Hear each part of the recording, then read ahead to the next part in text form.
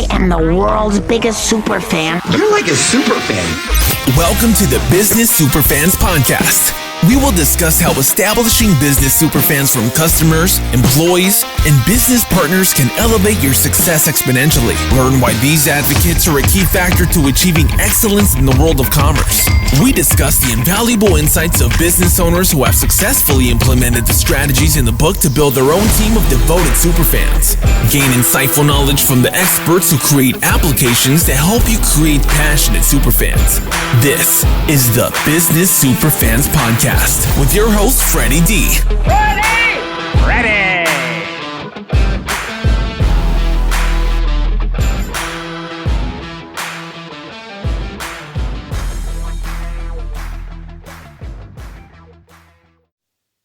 Today's guest is Kim Razdeba, a dynamic strategic brand expert whose remarkable 3-decade career has helped shape some of the world's most iconic Fortune 500 brands.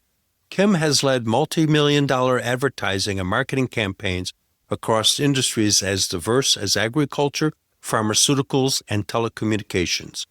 From backpacking through Europe on just $10 a day or carrying the Olympic torch, Kim's life is rich with adventure, leadership, and inspiration. As the author of Brand Queens and the newly released Loyalnomics, The Power of Branding, Kim brings deep insights into the art of branding and customer loyalty. A former VP of Communications and Public Affairs for a top global brand, Kim now enjoys retirement in Calgary as a husband, father, and soon-to-be grandfather, while continuing to mentor, write, and inspire the next generation of brand builders. Welcome, Kim Razdeba, to the Business Superfans podcast show. How are you this morning, Kim? I'm good. Freddie, how are you? We're excited to have you on the show. Tell us a little bit about your backstory that created Rozdeba Brand and Company. Well, it goes back 30-odd years. I started off in advertising and marketing. I worked for a large oil company at one point. I did a lot of sales promotions. One of the highlights of my life was the torch relay, the first torch relay in Canada. I worked on that. I actually ran as an escort runner for about a week with the torch. That was one of the highlights of my life. I actually went to an agency environment as well. I worked for one of the larger advertising agencies in Canada, which was Ogilvy and Mather. It's about the 7th largest in the world. I worked there, went to a small agency, and then went client side for the last 20 years. I've been doing not only marketing communications, but corporate communications as well. Today, when I talk about brands, I talk about it from a very holistic standpoint. And I'm excited to be on your show so we can talk about it. Yeah, let's look at how important branding really is. You look at Apple, they've got a brand that's been around for decades, and they brand fans, or what I call business super fans, that line up for the latest gizmo they put out. What's their formula that they've put in place? Because there's a strategy there that keeps those people loyal. So, Freddie, let me back up just a second, define to you what a brand is from my perspective. There's a lot of definitions out there. Sometimes they talk about it from a benefits perspective. I have a definition. I paraphrase Maya Angelou. And a brand isn't about what it says or does, but how it makes its customers feel. So the net impression of a brand is, how does it make me feel? A brand is owned by the customer. We influence that. Every touch point we have with Apple, if you look at the technology, there are probably other phones or gizmos that are out there are actually better from a technical perspective, but it doesn't matter. Because what really matters is what people feel. And they trust that product. They're addicted to that product. There, used to be that they put out a new product, like a new phone every year. And that hype creates demand for people to say, I want the latest and greatest. Right. So when you build a brand, it's bigger than a product. Marketing is really important. But it has to be bigger than just marketing your product. Right. That makes sense because people buy on feeling and then they justify it logically. Yeah. When you talk about buying a house and you ask somebody, think all the rational reasons. It's close to school, there's transit, this, that. At the end of the day, it was none of those. It was how the house felt, the lighting, the smell, what reminded you of being at home. There's all these emotional attachments that we have, and they're not rational. So you're an engineer. My background is economics. We can rationalize anything. The emotional side, it was really hard for us to grapple with. So we go to the numbers because it's the safest place. You do need numbers. Don't get me wrong. You need numbers to understand where you're going and whether you're getting to where you're wanting to go. Yeah, I'm fortunate. I'm one of those guys that a right and left brain because I used to be an engineer, but I've also evolved into sales and taken products from zero to millions globally. I had to think about how to create the market, create demand for the product, the branding. When I started at the company decades ago, it was like, here's a product. Nobody knows about it. Do what you got to do. I had to develop a brand, messaging, and strategy. We set up 60 resellers around the world, and that product is still going today. And we coined the name machining intelligence back then because it was a computer-aided manufacturing software product. Not realizing that decades later, AI would be the big cool thing, but it was, machine intelligence had an ability to, based upon geometric shapes, decide what the tool paths were and everything else. I had to position that with the strategy and branding that attracted people to the product, and then it became a hot product. Brady, you've touched on something really important. Today, the products are not physical in nature. We used to computer, you see it, you feel it, you touch food, you see it, you smell it, you eat it. But a lot of the products today are digitally based. Right. Uber is a digital product. They don't own any vehicles. Right. Airbnb, same thing. They don't own any places. So what becomes really important is the brand. Right. Exactly. And you have to actually start with the brand. Historically, go back to Apple. Apple started with a product. Most companies start with a product that solves a problem. You make the best solution possible. You stay up overnight trying to figure out how to make this product. You want to make it affordable. You want to make it easy access. You look at all the logistics of building that product.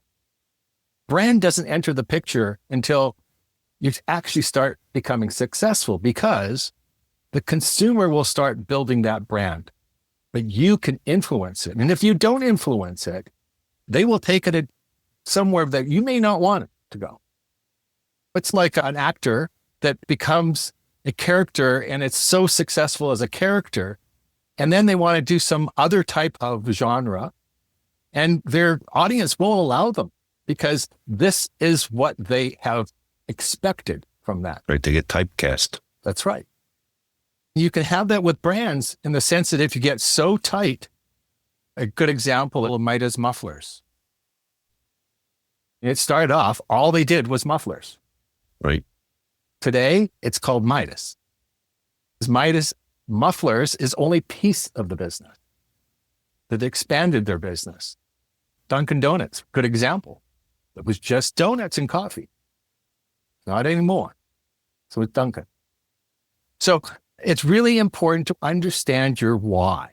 I have a book out called Loyalnomics, and I have 5 C's of branding. And the 5 C's of branding, the first one is commitment. And commitment is your why. Eventually, you have to get to the why, because that's your brand. If you can't figure out your why, every piece of messaging that goes out, you have nothing to measure it against to be successful. And what people buy is the why. Why should they trust you? In this world today where you do a lot of online buying, you put money in and you're expecting something back. So there's a huge trust level there built on your why. Every transaction you have, the customer is going to be asking, should I be trusting this company? If you overwhelm them with the light, you're going to build that trust faster than anybody else. So that's the first one, which is commitment. The second one is construct. Construct is really the easiest one, I think, for most people to understand. It's the logo, it's your color palette, it's your name. Your name is really important. Your personality, what's the brand's personality? Is it going to be fun, light? Is it going to be serious? You need to actually construct that. And then, you look at the senses. What senses are you going to tap into? Are you going to be a visual brand? Are you going to be more from an audio perspective? Food has the luxury of taste, right? If it doesn't taste good, it could be a problem. Or it could be a benefit if you actually turn it around, particularly if it's a health product. And then the next one is community. A lot of people say to me, why community? I thought it was going to be customer. Customer is hugely important, but so are your employees. They are your brand ambassador. Exactly. That's one of the things I talk about in my stuff, which is creating business superfans. It starts with the culture in the company, because if you've got a team of employees that are not happy where they're working, that energy comes across when they're talking to prospective customers, existing customers, suppliers, distributors, complementary businesses. People get put off by that versus a team that's energized, happy. They love where they're working. They're going to be telling everybody about that. And they're going to go above and beyond to take care of the supplier, the distributor, the complementary business. You calling community, I call them stakeholders, same thing. When someone is in a bind and your supplier is going to say, okay, I've got 2 people that requested me for delivery today. Kim has always been on top of me, recognized me on my birthday, appreciated everything else. And John is always complaining about deliveries and everything else. You know what? I'm going to take care of Kim right now. And that's the real difference that people don't realize, but it happens. It's real world. And the other piece to that is the influencers. And influencers are those that may not even be buying your product, but they have influence. It could be reporters, social media influencers, where they recognize the value that you're bringing and the importance of your why. So don't miss those people, because they can influence many out there. PR is a good example of this, which gets into the content, particularly for small companies, don't have marketing budget.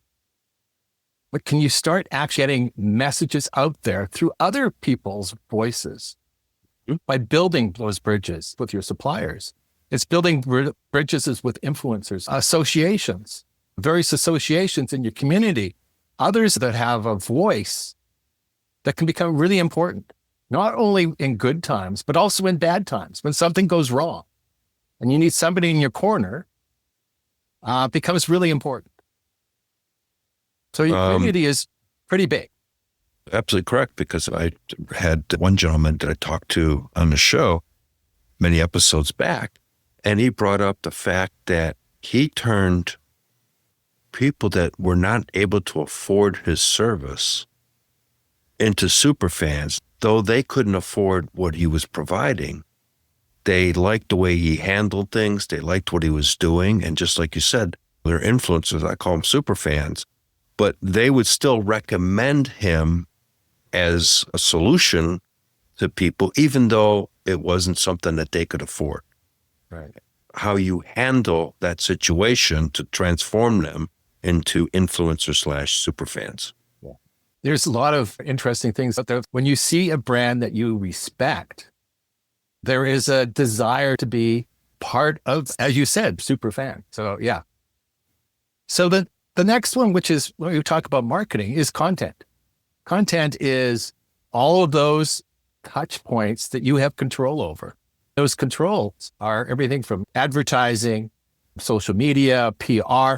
But the one that I think that a lot of companies don't utilize as much is leadership.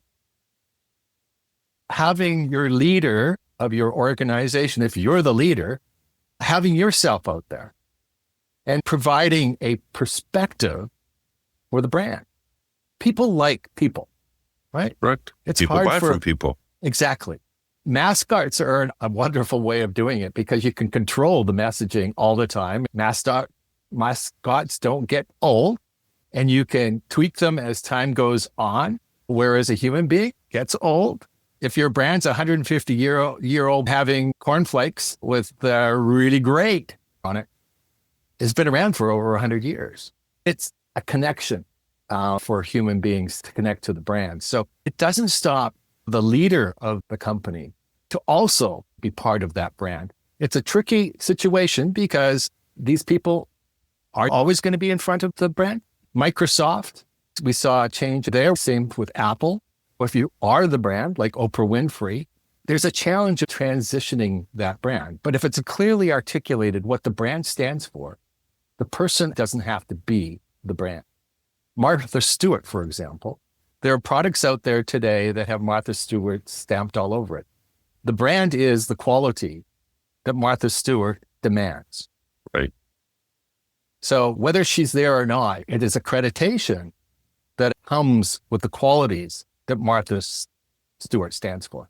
And that's what she built. She built it from that Absolutely. perspective. Agreed. So, that's how you create a timeless brand. Like you just mentioned, Kim, the individuals can change, but the brand lives on. Brought up Apple. Steve Jobs was the guy behind Apple. Well, he's gone, but Apple still goes. And it's just a different chief at the helm. We could go on and on about all the different brands that have been around for hundreds of years. You go to Europe and look at some of the brands over there. They've been going on for decades and centuries in some cases. And it's because of what they built that brand on. Wasn't on an individual. It was really what it stood for. Right. And that's an important message for a small to mid-sized business owner. What does your brand stand for? And how does it resonate with everybody in the community or all stakeholders?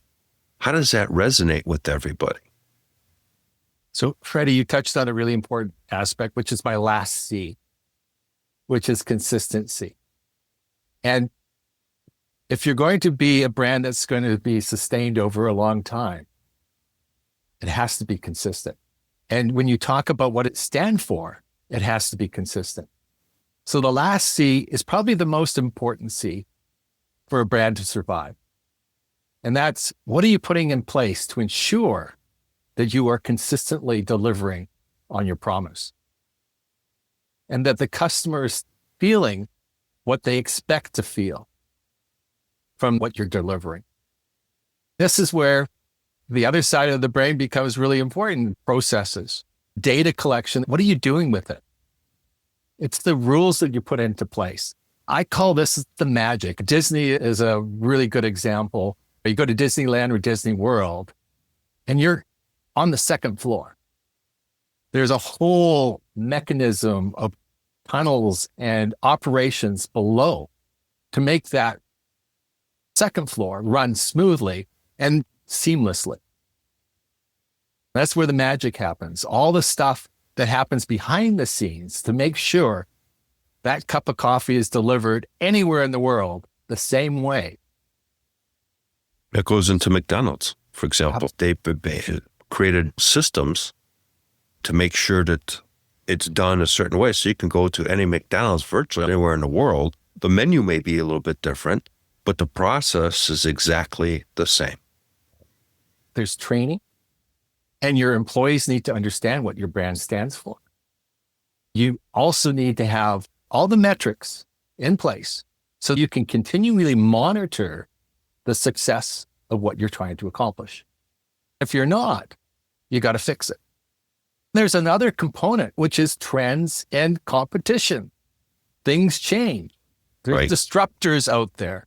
There are things that happen out of your control. How do you respond to that? You need to understand all metrics to ensure you're continually delivering on what your customer wants. Well, absolutely, because how many businesses have we seen over the decades that were big, dominant players, and there's a disruptor that popped in, they didn't pivot, and next thing you know, they're gone. Yeah. And it's happening even today because you've got Amazon changed the game completely. Netflix changed the game completely. Blockbuster used to be around and was the dominant player for movies, to rent movies. And Netflix came around and they says, that's never going to go anywhere. Let's review what the result of that conversation was. Blockbuster's gone and Netflix is still here. Now Netflix is actually putting movie studios out of business because they're delivering what you just talked about, and they've created a brand, and the others didn't pivot. Very important statement that you made there, Kim, because you need to be agile. Right. Go back to my first C, which is the commitment. If your commitment's big enough, you can pivot. Go back to the example of Midas mufflers. Mufflers was a piece of the vehicle. Now, they were able to change their why to be much bigger. Right. And customers will allow you to do that if you're performing at a very high perspective and from a trust perspective. They can assume if you're good at this, you're going to be good at something else. Virgin Enterprise, Virgin Airlines, Virgin this, Virgin that. Same thing. Allows you to dabble in various products and services because your why is much bigger. So make sure when you're formulating your why, it's big enough and relevant to your customers as well, so that you can pivot. Oh, absolutely. Bringing up Virgin, Richard Branson, he's not the brand. Virgin's the brand. But he pops out like we talked earlier, like Steve Jobs and Bill Gates. They're no longer with the brand. They helped to build, but they're still indirectly associated with it. You think of Bill Gates, you still think of Microsoft. And Richard Branson pops up every now and then just to create the fun. He's not out there checking, making sure the pilot's qualified and the plane's got gas in it. He's out there playing flight attendant. Or he's on his cruise ship. He's not making sure the captain knows where he's going and the boat's got everything it needs to do. He's out there having fun with the people. So he's amplifying the brand, and he becomes a brand ambassador. And when he goes away, the brand still lives on. It's living the brand. Exactly. And a lot of founders of companies, you'll find when they leave, if that brand is not clear, that company is going to falter until somebody picks up the pieces and actually starts articulating what the brand is. And you see that quite often. Companies that have been bought out from larger organizations, and nobody really has understood the brand because the founder lived it, felt it, but maybe didn't articulate it so that others could live that brand. It takes a while. You've seen some of these companies, as I said, they falter. If there's a smart operator that can figure it out, an agency that can also help. But in a lot of cases, if you don't have that measuring stick of what it stands for, then you can interpret it however you want. And that goes back to what you said earlier, Kim, was the fact that you can't just keep it in your head. You've got to get it involved your team, because if the team understands the brand and they get emotionally connected to the brand, they become brand ambassadors, aka superfans of that business and the mission. And now they're involved emotionally. And that's how businesses, all of a sudden you see business and what? It skyrocketed. What happened there? Well, everybody was on the mission, knew what the brand was, the messaging was correct, and the energy took off, and it becomes contagious.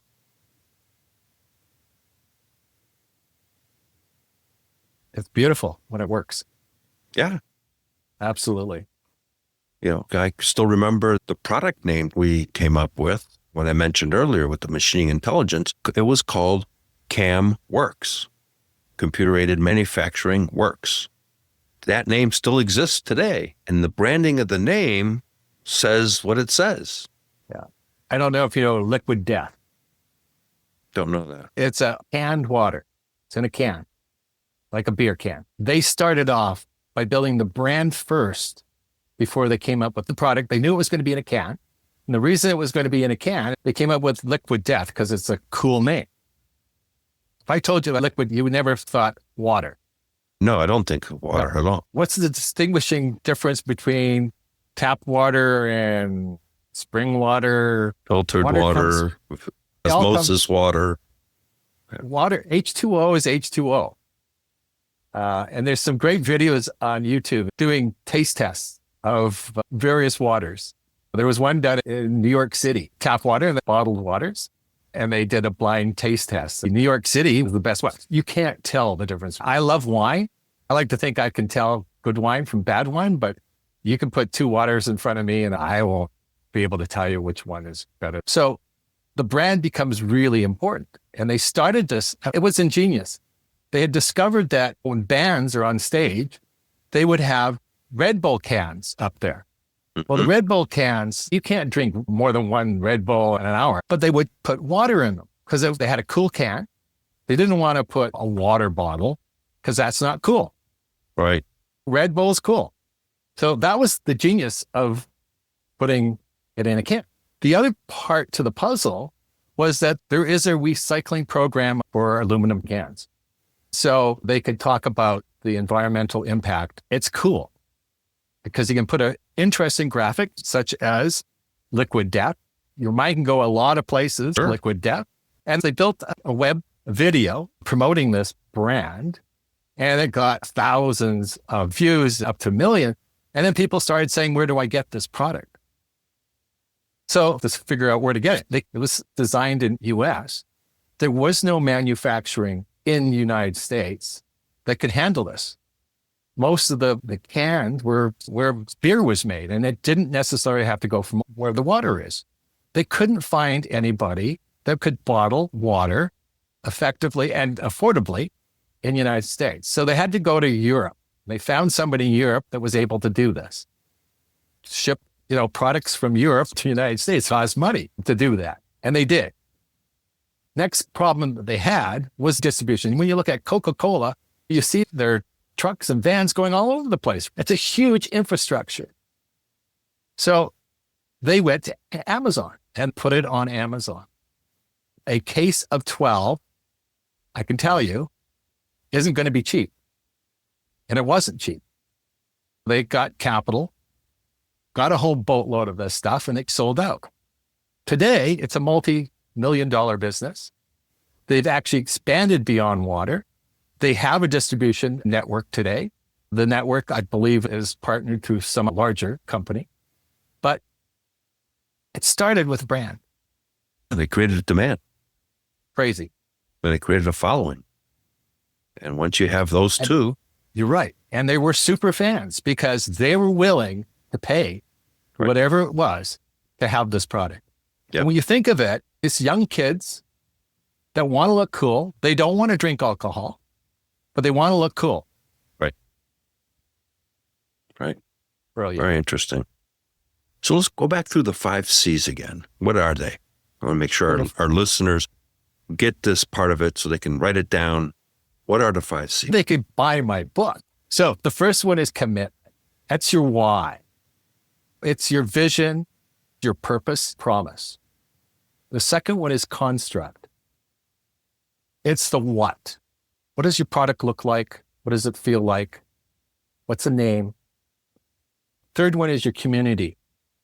Your super fans is what you want to drive your community.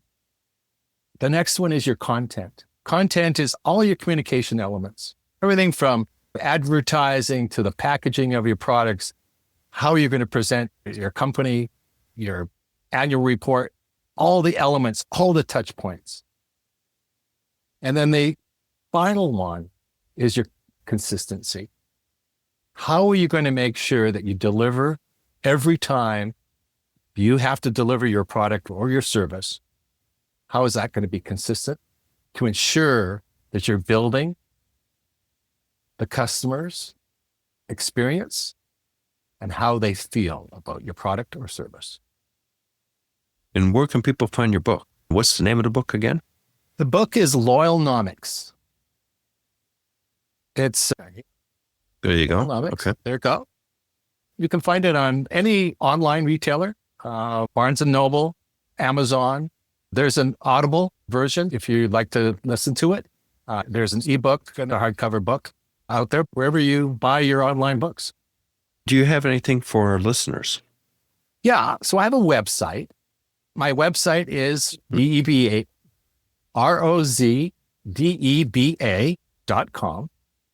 I do a blog. There's lots of interesting articles about branding and different things that I've learned. There's some tools and resources there. If you want to, for example, build a mascot, I've got a whole bunch of questions and tools to help you determine whether a mascot is a fit and what kind of mascot should you have. Oh, that's just interesting. Yeah. Some brands have mascots and some don't, but it's a way of memorizing that brand. It makes the personality of the brand more human. Kim, it's been a pleasure having you on the Business Superfans podcast. Great conversation, great insights. Your 5 C's are very important to think about their brand and their story. And more importantly, what's the emotional connection they want to create with everybody and create a legacy that lives on. That's the story. I really enjoyed being on your show. I know you're passionate, I'm passionate. And when you get two passionate people together, we could talk for hours on this stuff. We sure can. I enjoyed it. Thank you. We'll look forward to having you on the show again down the road. Thanks. Hey, Superfan Superstar, Freddie D here. Before we wrap, here's your 3A playbook. Attract, advocate, and accelerate your business. Power move for today. Here's this episode's top insight. Your brand isn't your product. It's the feeling you create, and the more trust and emotional connection you build, the more unstoppable your growth becomes. So here's your business growth action step. Audit every customer touchpoint today and upgrade one moment to deliberately spark trust, excitement, or belonging, because feelings fuel superfans. If today's conversation sparked an idea for you, share it with a fellow business leader and grab the full breakdown in the show notes. Let's accelerate together and start creating business superfans who champion your brand. Thank you for joining us for another episode of the Business Superfans podcast. If you found today's conversation valuable, don't forget to hit that subscribe button, leave us a review, and share this episode with someone who could use these powerful insights to level up their business. Remember, creating business superfans isn't just about your customers. It's about fostering genuine, impactful connections across your entire business ecosystem. When you invest in those relationships, success doesn't just happen, it accelerates. Until next time, I'm your host, Freddie D. Let's keep building superfans, creating unstoppable momentum, and driving your business toward extraordinary success. See you in the next episode. We hope you took away some useful knowledge from today's episode of the Business Superfans podcast. The path to success relies on taking action. So go over to businesssuperfans.com and get your hands on the book if you haven't already. Join the Accelerator community and take that first step in generating a team of passionate supporters for your business. Join us on the next episode as we continue guiding you on your journey to achieve flourishing success in business.